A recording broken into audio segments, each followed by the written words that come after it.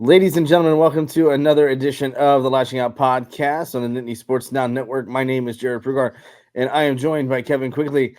Kevin, Penn State Bowling Green was an instant classic for all the wrong reasons, but the most important thing, and the only thing that matters, is they left with a win. Yeah, the 1-0 mantra, people hate it because James Franklin is never successful. He's never 1-0 against Ohio State, never 1-0 against Michigan. But as we saw around college football, 1-0 does actually mean something. It doesn't matter how ugly it is. If to get to 2-0, tip of the cap to Bowling Green, but get in. It was ugly. Get in, get the win, and move on to the bye week. That's mission accomplished. It doesn't matter what the spread was. Doesn't matter what Vegas says. Doesn't matter what you and I said. I think I even had 54-6 as the pregame prediction for that one. So missed heavily on that one. But yeah, 1-0. It's all that matters. Right, and that's the other thing too. I mean, like the biggest thing is you win, and yeah, for the first half, Penn State defensively was not Penn State, but that's a credit to Bowling Green. They came out, knew what Tom Allen was really going to do, and just took what Penn State was giving them, and they did it with insane execution. They just executed. Save for the for not going for it on fourth down, they did not punt the ball one single time in the first half. They scored, and they made the Penn State defense kind of have to regroup. Now, that very much changed in the second half. But, again, they just came out and played a really good football game. Connor Bazelak, the quarterback, it took no time to throw the ball, just hit slant after slant after slant, quick route after quick route. And it was huge. And now, obviously, later in the game when he was pressed, he threw 2 interceptions, and those were really the game changers. But in the first half, Bowling Green played about as good as a game as anybody could have as far as execution went. And I think that's the biggest thing. And that's my biggest takeaway is that, you're allowed to credit the other team. Penn State played okay. I mean, defensively, they gave up a field goal in the third quarter, or in the latter part of the game. So, I mean, dang, in the fourth quarter, with 47 seconds left, they gave up a 42-yarder. Now, they had to spend some time to claw back. But, again, they scored 4 different times in the first half. 3 of those were touchdowns, and 2 of those were passing touchdowns by Bazelak. And he did a great job. 25 and 39 for 254, 2 TDs, and those 2 interceptions. 64% completion percentage isn't bad for a guy like that. And then they did okay. He distributed the ball. Harold Fannin Jr. Had 137 yards and a touchdown. He was pretty solid. And a lot of those came in the first half, and that's huge. But, again, you're allowed to credit the other team. Did Penn State play their best game defensively? No. But credit to Bowling Green. They put up some points in the first half, but then they just weren't able to keep up in the second. Yeah, and if you're listening to this and you're thinking that we're just minimizing the negatives of yesterday, we're not. We're not happy. Jarrod and I were texting all game long just how horrendous this Penn State team looked. But it was a tale of 2 halves. Stat sheet says 286 yards for the first half for Bowling Green. That includes a -2 on the last play of the first half. So really, Penn State's defense gave up 288 yards of offense in the first half. In the second half, they started the third quarter. Penn State gave up 6 yards in the third quarter. 15 minutes of football, 6 yards. Bowling Green was getting that every play in the first half. Just credit to Tom Allen for coming out and making the adjustments at halftime to figure out how Penn State's defense needs to play. But credit to Bowling Green. Connor Bazelak, just perfect execution. There's a difference between the Tom Allen defense and the Manny Diaz defense, and Manny Diaz's defense got pressure.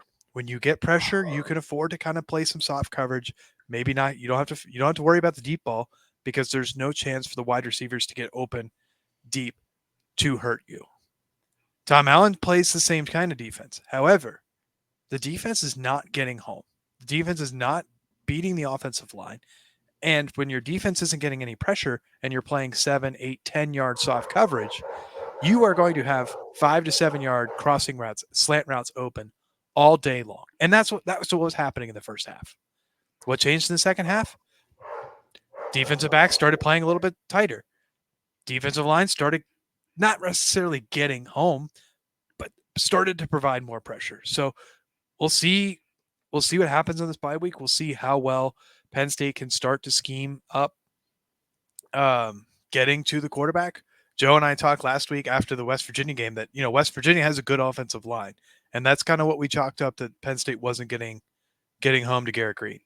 But this is now the second week in a row. Bowling Green offensive line is not West Virginia's offensive line. And I'm going to say the Bowling Green's offensive line is probably weaker than a bulk of the Big Ten, considering they are in the MAC. It's not the Big Ten. It's not a Power 4 conference. So we'll see where it goes from there. But again, they buckled up in the second half. The offense looked pretty good, but I think the tale of yesterday was the defense. Well, and you mentioned not getting home, and they really didn't have a lot of time to get home in the first half either. Basically, did a great job of just getting the ball and just firing, and he wasn't taking much time at all to just get that ball out and get it to his playmakers. And I thought that was huge for him. And that's how you beat the Penn State defense. Obviously that changed in the second half, but again, it's week 2. We haven't seen anything as far as this defense is concerned in this offense. The offense I thought did okay. It's just one of those things. They were playing from behind quite a bit, and that's not something that they're accustomed to, but they still put up 438 yards, a very balanced attack. You have Nicholas Singleton and Katron Allen both go over the century mark. Drew Aller plays an efficient game, 13 to 20, 2 touchdowns, 204 yards. Now, he did have that bad pick that really didn't turn into much of anything. That was just a badly thrown ball. Yeah. And that was it should have been to the back pylon, and he threw it to the goal line. It was right. And it is what it is. But I mean, you look at the stats, 21 first downs. They were 2 of 9 on third down. And a lot of their yardage came on first downs, which is always good. They only ran 57 plays. They averaged 15 yards in completion. Do you have the first down yardage stat? I'm going to pull that up here in Mark, a second. I got it up right now. Mark Brennan had it, so we'll give him credit. Penn State's offense yesterday, 313 yards came on first down, 125 yards came on all other downs. Right. And that's how you beat teams, and that's exactly what they did. And they had balanced scoring. Obviously, Tyler Warren was great. He didn't even score. He was their guy. Now you hope that Omari Evans took a step towards that being that number 2 guy, but Trey Wallace, Harrison Wallace III had a great game against West Virginia. He wasn't really targeted against Bowling Green. Tyler Warren got 8 targets, caught 8 passes. Omari Evans 4 targets, 2 passes. Singleton 1 of 1. Khalil Dinkins 1 of 1. Julian Fleming 2 and 1 reception. So I mean, they have a lot of playmakers they're getting the ball to and looking at. So I think it's going to be a different guy every week, but it's going to be really interesting to see who steps up into that second wide receiver position or wide receiver role. But right now, if you're the Penn State offense, you just got to be consistent. You got to finish your drives. I thought that they did that an okay amount of times, but I thought it could have been better. They could have finished a little bit better in that second quarter, especially. But again, you're still putting up 34 points. That's not always a bad thing. It's just, putting up more is probably going to be the beauty of it all. Yeah, you probably wanted to put up more than 34 points yesterday, but you did mention it. Penn State had 200-yard ball carriers. Both Nick Singleton and Katron Allen went over 100. Penn State didn't have a 100-yard rusher until Michigan State last year, if I'm not mistaken, which was the Thanksgiving game. Is that correct? It was the 9th or 10th game of the season. Yeah. Very late in the season. And it was after Yursich was gone. Yeah. So it had to be Michigan State. Michigan State or Rutgers. But now they have both of them over 100 yards in the second game of the season. And they played similar lesser opponents last year. Bowling Green defense, probably not top caliber of the Big Ten, and they didn't achieve that last year at all. And then they achieved it in the second week of the year. Shout out Tyler Warren, 146 yards. You mentioned it. That is a school record for a tight end. With the prolific tight ends that they've had of late, Mike Gesicki, Pat Freiermuth, Jesse James, you name it. And Tyler Warren has the record for most receiving yards in a game for a tight end. So shout out to him. Offense got off the bus and played well. Touchdown the first drive, 3-and-out on the second drive, which, it happens. And then they answered with a three-play 75-yard drive. And all of those 75 yards were on first down. So the third down stat looks bad because it's 2 for 9. But when you put up 313 yards on first down, I don't know what kind of stat that is in relation to how it is normally, but that's not usually how Penn State's offense works. They're not usually a good first down team. They get into predictive second down situations. They get into predictive third down situations. They weren't doing that yesterday. So I think that was a positive. Andy Kotelnicki's just learning who he has. He's learning how people are performing in games. And I think it's kind of what you got to do this early in the season. And again, credit to Bowling Green for giving Penn State a hell of a game yesterday. Absolutely. And I think before we go to the second segment, it is very, very important to know on offense, they have not shown anything. There's still so much that's left to be shown, and we're not going to see it this week. And we're certainly not going to see it against Kent State. And we're going to talk a little bit more about Kent State in the third segment, not only because they're Penn State's next opponent outside the bye week, but because of who they lost to. And we'll talk about them a little bit later. But for now, we're going to go to the second segment here after this break on the Nittany Sports Now Network. Welcome back to the second segment of the Lasching Out Podcast on the Nittany Sports Now Network. I'm Jarrod. He's Kevin. Kevin, at times, Penn State moved the ball with relative ease. At times, they did not. But all in all, you have to be happy with Penn State offensively. And in the second half, Penn State's defense was dominant. We mentioned that many times in the first half, or first segment, I guess I should say. But what's important to me is that this offense, through 2 weeks, has figured out a way to get Nicholas Singleton and Katron Allen on the field at the same time, and also involved in the pass game and the running game. And that's a really good situation for the Nittany Lions moving forward as they gear up for this bye week.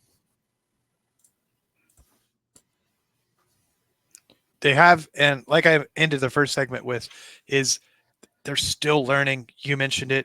They haven't shown anything. 1/3 of the playbook is all they said that they showed in the first half. I mean, in the first game against West Virginia. Second game, they didn't really show anything. They've tried to go as vanilla as possible. Bo Perbula, I forgot his snap count from West Virginia, but it was pretty high. I think it was in the 20s. Had a lot of carries. Had a couple pass attempts. He had 7 snaps yesterday. That's it. 2 rushing attempts. I think that there was a time, I think it was a 3rd and short. They ran an RPO with Drew Aller, and I was like, man, I probably should have Bo. I think it was like 3rd and 2, 3rd and 3. They were going left to right on the TV screen. But like that was a time where I was like, man, put Bo in, and they just didn't. So they were really trying to go very, very vanilla yesterday.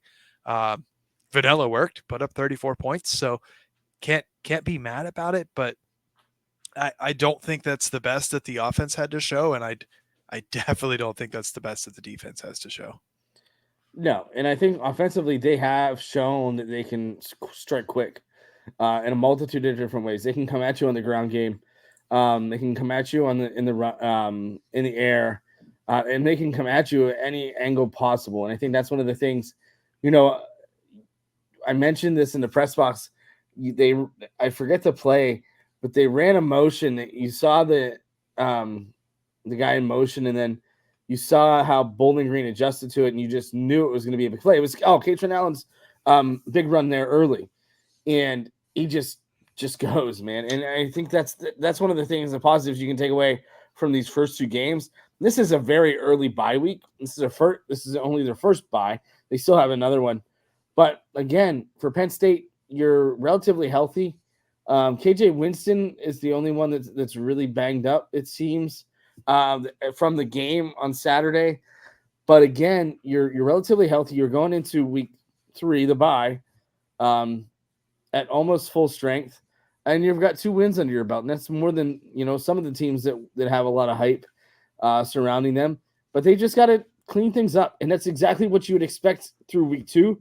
Obviously, week 1, you're working out some of the ebbs and flows and working different timings and getting that consistency and that chemistry down. But this is where Penn State should be 2-0 going into the bye. A lot of people thought they would be 1-1 after West Virginia. We saw only Pat McAfee and Desmond Howard. Well, of course, Desmond Howard. Maybe Mike. We won't throw him under the bus though. But you look at some of those things, and you find out what's Penn State made of, and you're slowly figuring that out. But again, they're at the bye week, they're undefeated, and all systems are a go as they continue to get better. Yeah, and you mentioned the offense's ability to strike quickly when needed. 15 big plays last week. Big plays, 15 yards passing or more, 10 yards rushing play or more. Also 15 again this week, 6 through the air, 9 on the ground. So the offense is explosive. That's not something we saw last week. Again, the vanilla playbook. The only thing I'm looking for going into the bye week is, can Tom Allen figure out how to come off the bus? The defense was abysmal early. It was Bowling Green's first or second touchdown. Zakee Wheatley got beat to the corner.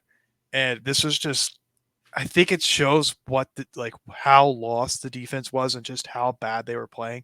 Zakee Wheatley had outside leverage on the receiver. Receiver fakes a post route and goes corner. Well, Zakee chases him inside. He loses his outside leverage. Zakee had a high safety. He had inside help. I don't know if they overlooked it. They just weren't ready for the noon game. They're just ready for the bye week. But a mistake like that, you got to know where your help is. And Zakee Wheatley is a safety, but Zakee Wheatley, this is his second or third year of the program. He played a lot last year.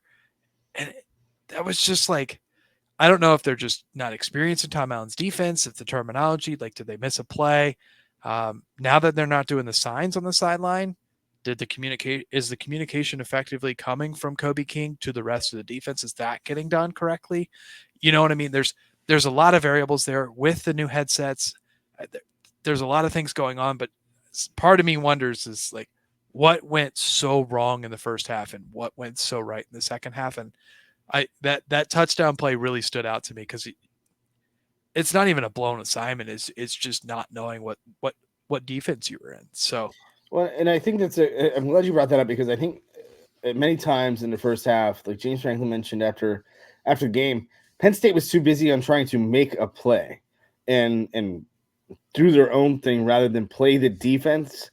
And I think that's a perfect example. I mean, if you keep your fundamentals and you keep your technique, that's not a touchdown. There is an angle that Dom DeLuca took to the quarterback where he just rounded it and he couldn't get home. Probably could have got home. So, I mean, there are multiple chances, I think, in that first half where Penn State just didn't play fundamentally sound football. And when you play that way, bad things happen, and they did. A missed assignment here, a missed assignment there is 10, 15, 20 yards. And Bowling Green, to their credit, took advantage. And they did so with relative ease. They scored really with what looked like to be easily throughout that first half. But again, second half comes around and it's a completely different ball game.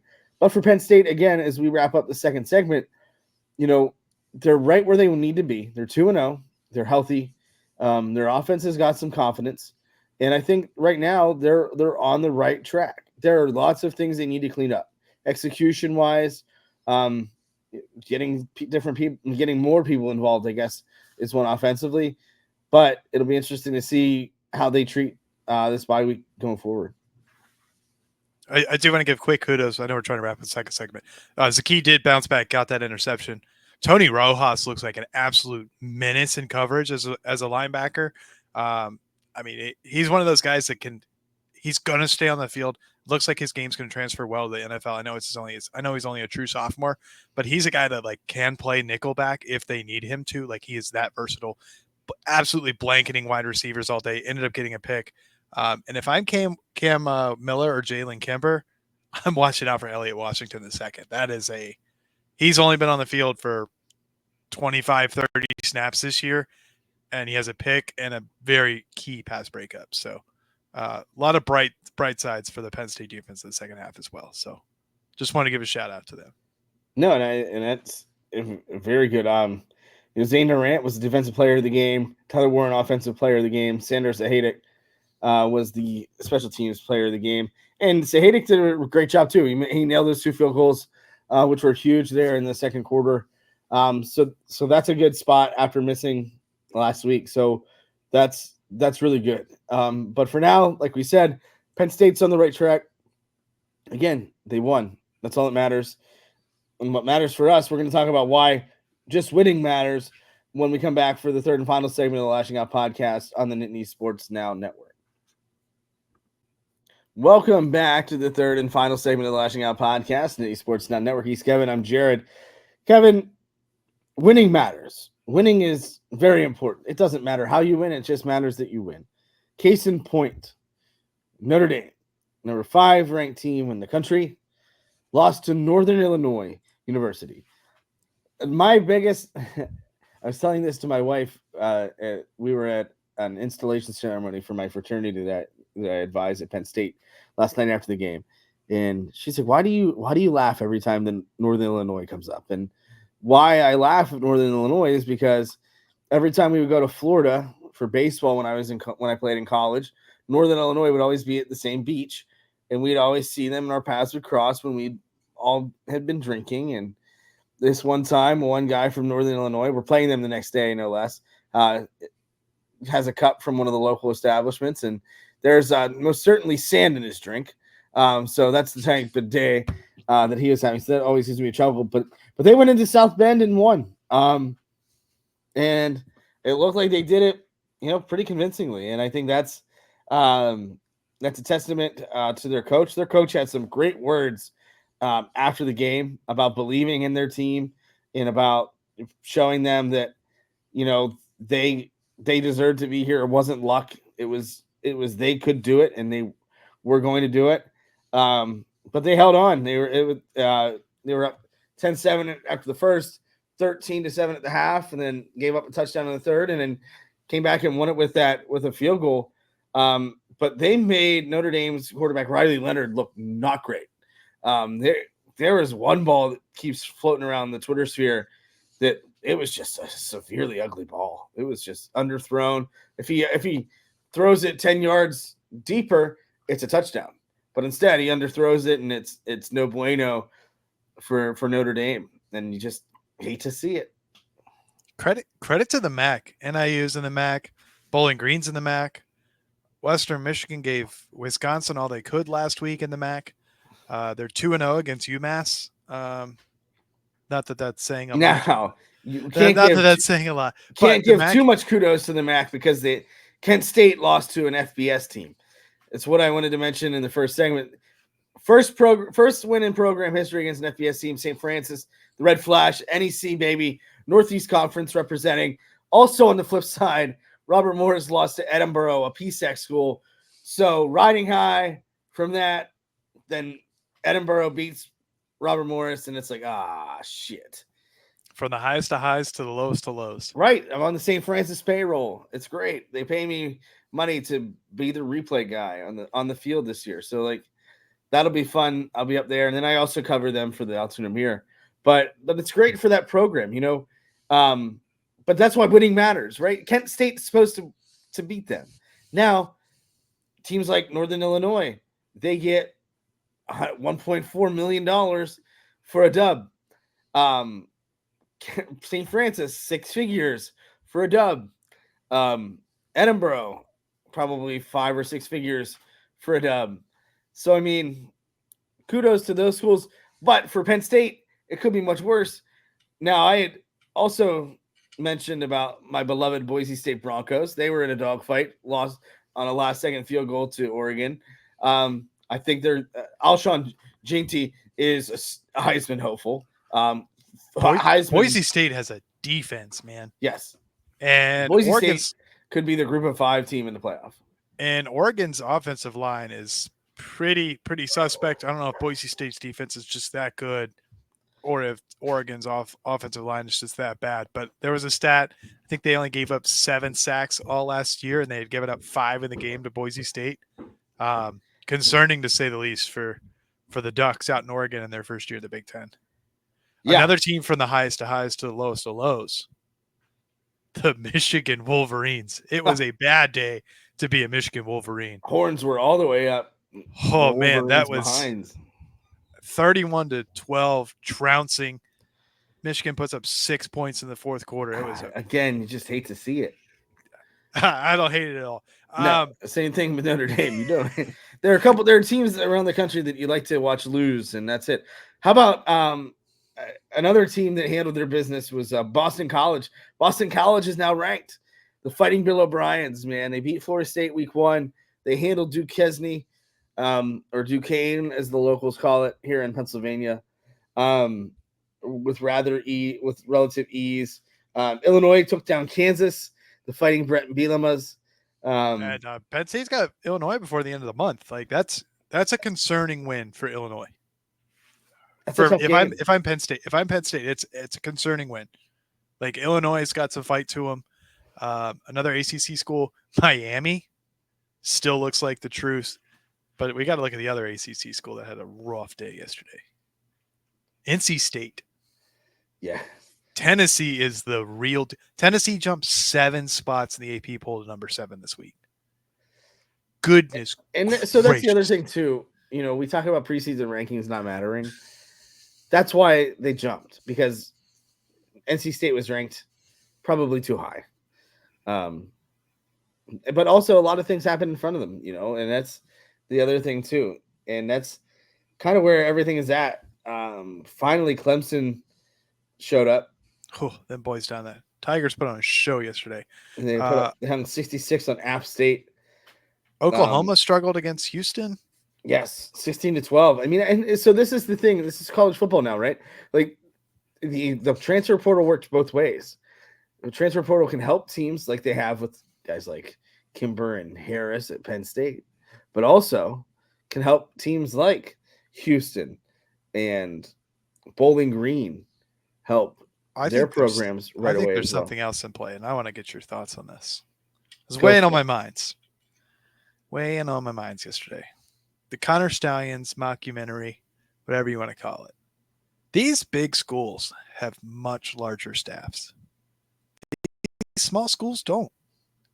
The big schools have a lot of people capable of watching a lot of TV coverage, interpreting a lot of signs. Now that there's a headset in the helmet, signs don't matter. You don't necessarily know what play's coming. And if you're a big school, and there's been a lot of big schools struggling with lesser opponents, and if you're Notre Dame losing to them, how much do you think that's playing a part?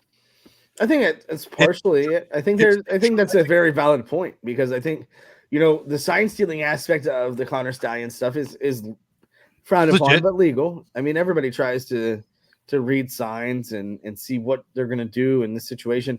But now it's just causing them to watch more football and causing and watching more film and evaluating more of that. And that's the other thing too.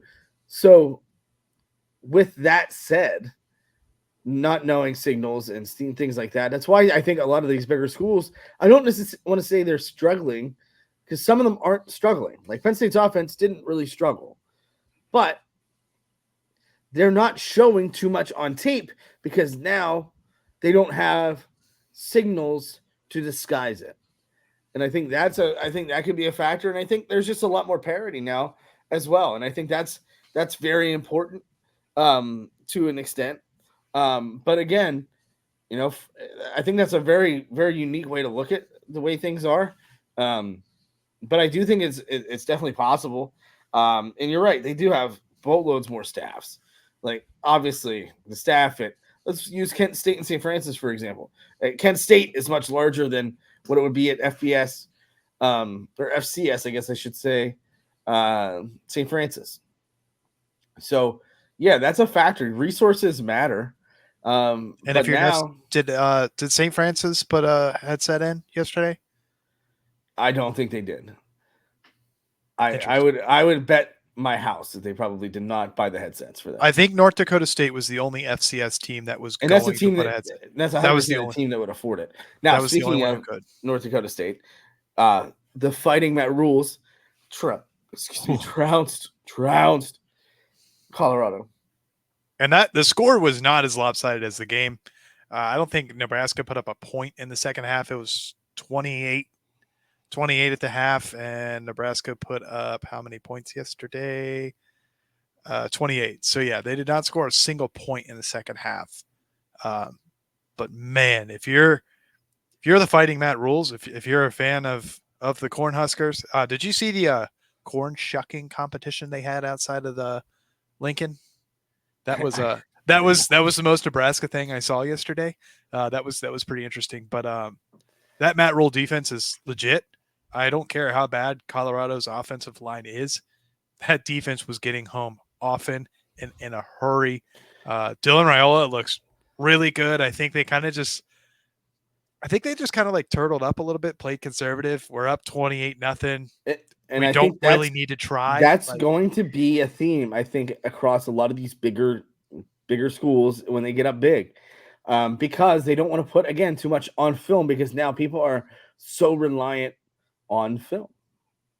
Yeah, I think it's young, but I think as the headsets go on, the landscape of college football isn't necessarily going to shift, but the seesaw is not going to be tilted as sharply as it was beforehand. Iowa lost yesterday to Iowa State. That was pretty interesting. By a point.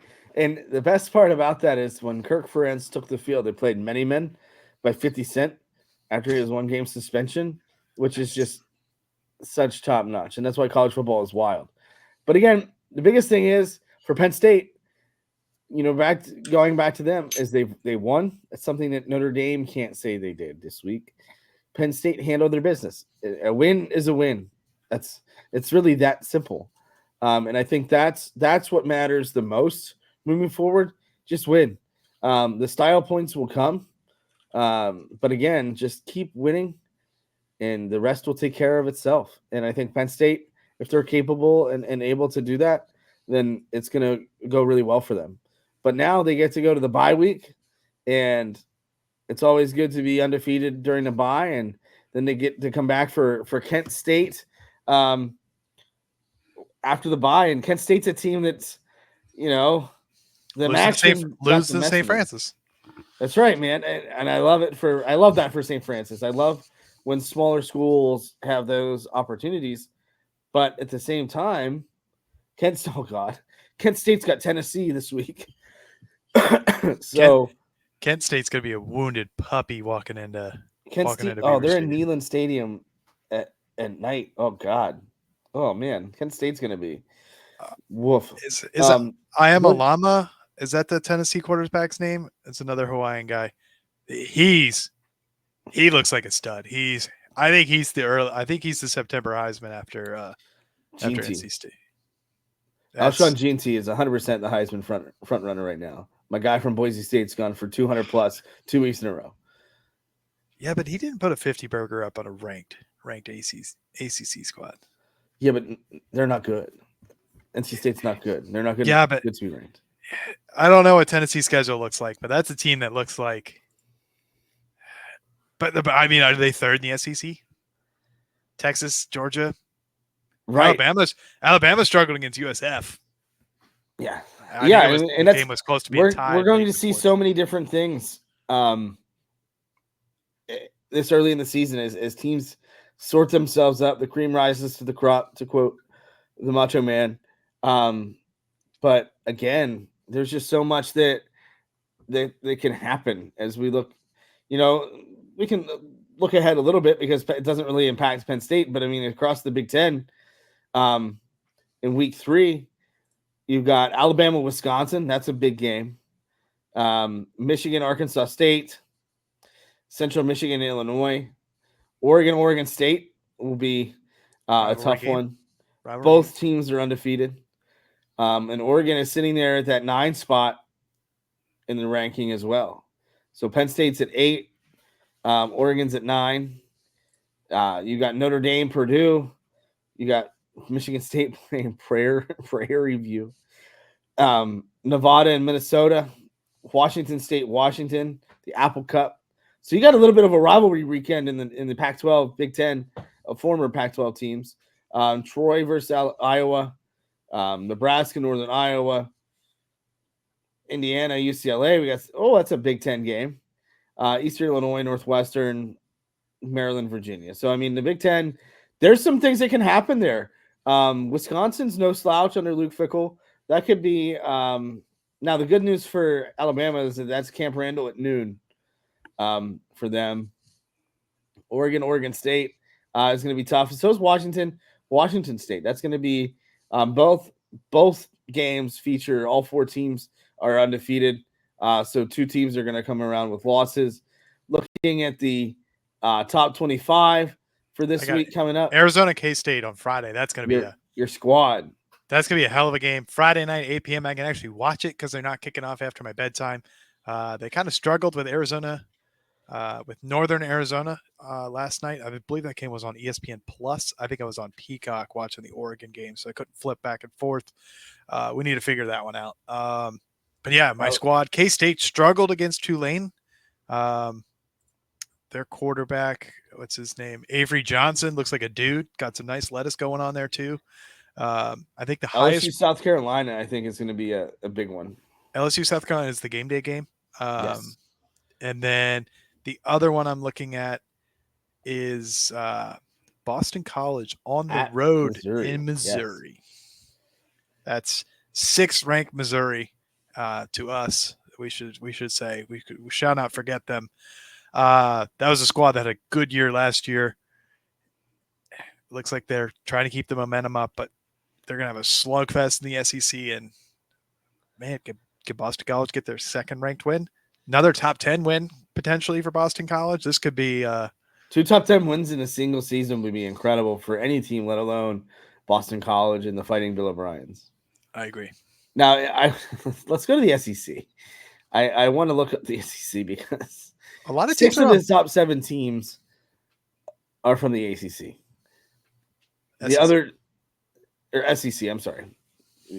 You have Miami is the lone there, and then the rest are all Big Ten. But looking at the SEC standings, South Carolina has a win. They just demolished Kentucky yesterday. And then you've got Alabama, Georgia, and Mizzou. In Georgia, it goes, and in the rankings, it goes Georgia, Alabama, Mizzou, Ole Miss. I'm sorry. Yeah, Texas is up there too because it's so weird because of the way the standings are. But yes, so you've got Georgia, Texas, Alabama, Ole Miss, Mizzou, Ole Miss, Mizzou, Tennessee. Then you've got Oklahoma still, LSU still.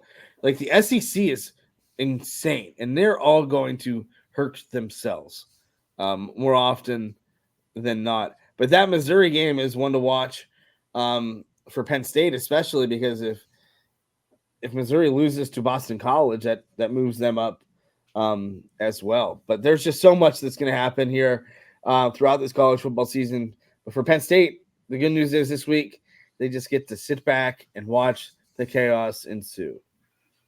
Yeah, but the way the season's gone, it seems like chaos will ensue. Although college football did start a week early, so it seems like a lot of the top 25 has a bye week this week. There's not a lot of top 25 games as you scroll through, so at least like 6 or 7 of them it seems like are on a bye week. So might be a little bit of a light weekend for college football, which is good.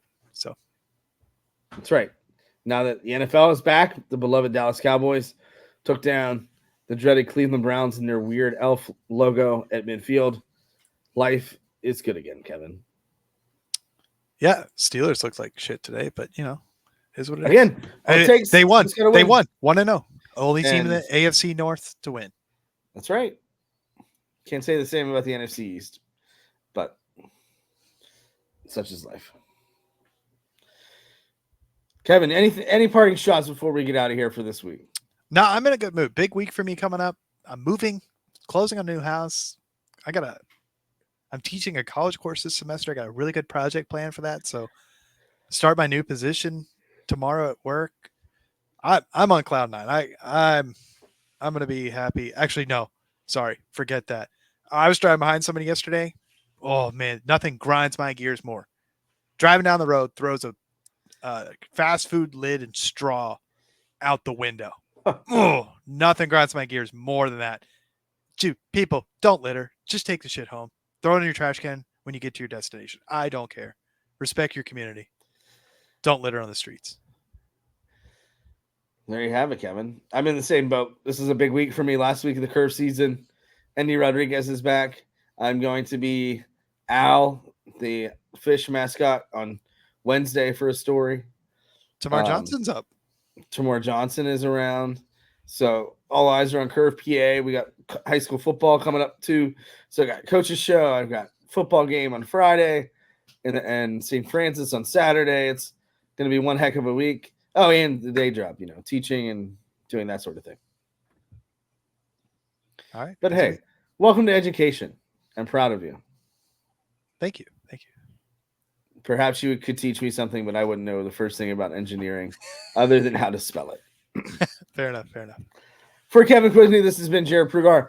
We will see you again next week on the Lasching Out Podcast on the Nittany Sports Now Network.